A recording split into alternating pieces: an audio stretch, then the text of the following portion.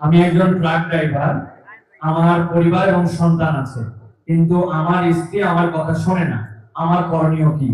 ভাইরা আমার, মা বোনরা স্বামীদের কথা না শোনা, স্ত্রীরা স্বামীদের কথা না শোনা, এটা একটা ব্যাধিতে পরিণত হয়েছে। পশ্চিমাদের মুখরোচক স্লোগানে আমাদের অনেক মুসলিম নারীরা বিভ্রান্ত হয়ে গেছেন। মনে রাখবেন, কোন নারী যত রকম ইবাদত বন্দেগী করুক, তিনি যদি স্বামীর সাথে সবসময় আড়াআড়ি করা, স্বামীকে ইগনোর করা, তাকে অমান্য করার মানসিকতা তার মধ্যে তৈরি হয়, তাহলে তিনি কখনো নেককার মুসলিম নারী হতে পারেন না।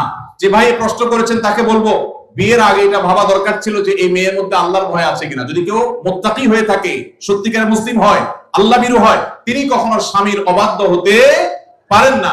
কোন বিষয় নিয়ে মনোমালিন্য হতে পারে, মতভিন্ন হতে পারে, কিন্তু তাই বলে অবাধ্য হওয়া যেটা বলে সেটা হতে পারে না।